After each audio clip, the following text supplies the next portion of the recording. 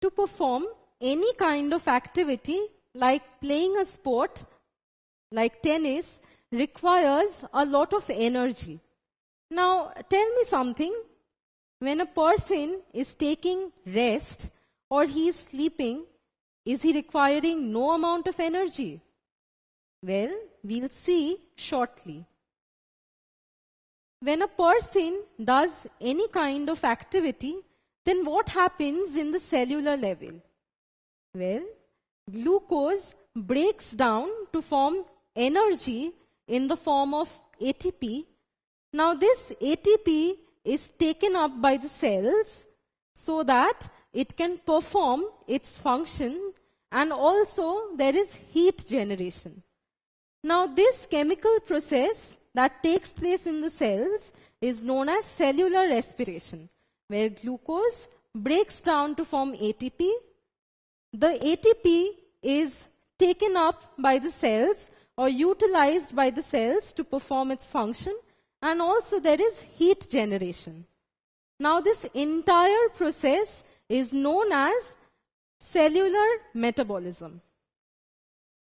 Now, when that man was sleeping, there was energy requirement for his pumping of the heart, and also the inhalation and exhalation of his lungs. So this minimum amount of energy required to carry out all the living processes is known as basal metabolism, and the rate is known as the basal metabolic rate. That is the minimal energy required to carry out these processes.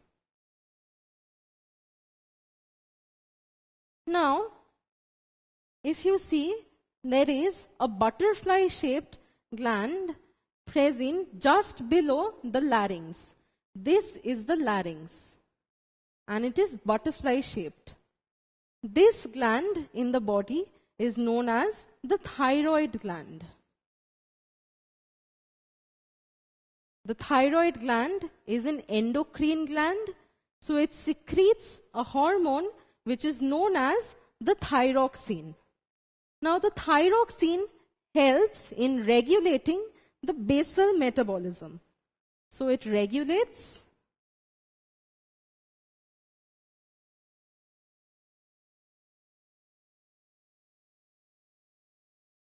basal metabolism. That is the minimum amount of energy required to carry out the life processes such as the heart beating or the inhalation and exhalation in the lungs.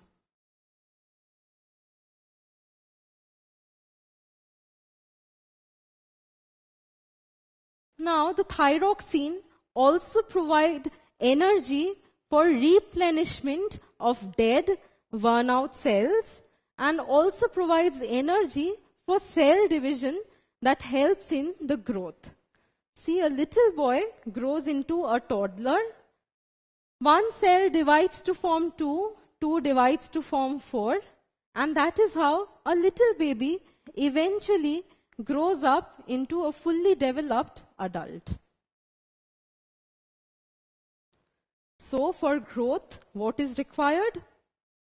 Greater number of cells are required, and that happens via the cell division. See, one cell divides to form two, and this process continues. So there are a greater number of cells, and that causes the growth. Now, for cell division, a lot of energy is required, and that energy is provided by thyroxine.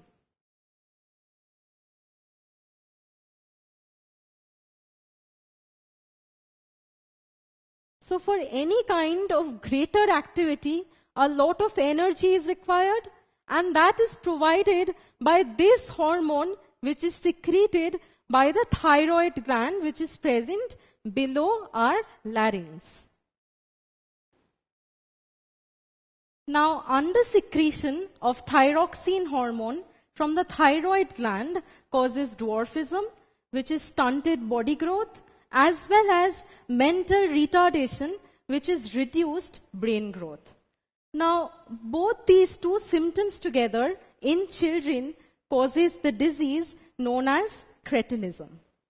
Now, thyroxine hormone helps the cells of body and brain to get proper energy. But because of under-secretion of thyroxine hormone, in the case of cretinism, what happens is the cells of body and brain do not get proper energy for proper growth, and hence it results in stunted body growth and mental retardation. So cretinism affects the children when there is less of thyroxine secretion in their body.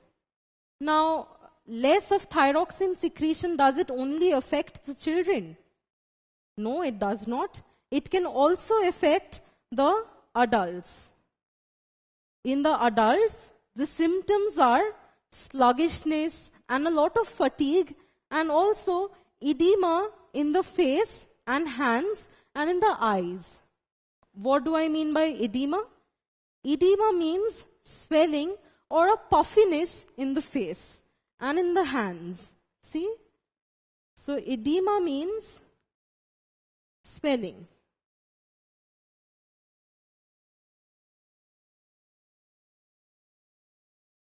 And hence, the disease caused is known as myxedema, which comes from the word edema. So, less secretion of thyroxine does not only affect the children and cause cretinism, but it also affects the adults and cause myxedema. Now, another condition which arises due to the less or the insufficient secretion of thyroxine is characterized by swelling in the neck.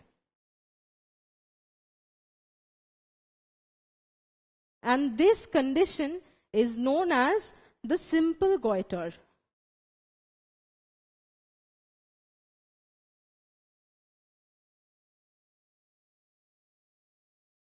Now, in earlier days, what was seen that people living in the interiors of the country and also in the hilly areas were suffering from this disease, which is known as the simple goiter.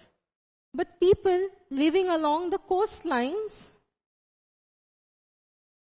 did not suffer from this disease. Now, what might be the reason? Well, a lot of research was done, and it was seen that iodine is a very essential nutrient that helps in the production of this hormone known as the thyroxine. Now, in the hilly areas and in the interiors of the country, the iodine content in the soil was very less. So since iodine content was less, there was less of iodine intake in the food, and so thyroxine was not being secreted in sufficient amounts in the body, causing goiter. But along the coastlines, iodine was found in abundance because it is present in abundance in the seawater. So people along the coastlines were not affected. So these days, what we do is we use iodized salt in our food. What is iodized salt? Well, salt which has a little bit of iodine in it. So because we take iodized salt, the requirement of iodine in our body is fulfilled. So there is a lot lesser cases of simple goiter these days. So we saw the effects of insufficient secretion of thyroxine. Now, what will happen if there is an over-secretion of this hormone? Will it be useful or will it be harmful? Well, let us see. If there is a greater secretion of thyroxine, it will mean that the metabolic rate of the body will become greater. And if the metabolic rate becomes greater, then there will be a greater amount of body activity. What do I mean by that? See, the heart starts pumping very fast. There is also shortness of breath, and this is accompanied by swelling in the neck and protrusion in the eyes. See, this woman has been affected by the over-secretion of thyroxine. See, her eyes are protruding out. That is, there is edema inside the eyes, which causes the protrusion of the eyes. And there is also chances of goiter happening. That is, swelling of the neck. So the disease caused because of this condition is known as exophthalmic goiter, where X means outwardly or outer, and ophthalmic means the eye. So the eye becomes protruded out together with goiter, which is the swelling in the neck, and forms this disease, exophthalmic goiter.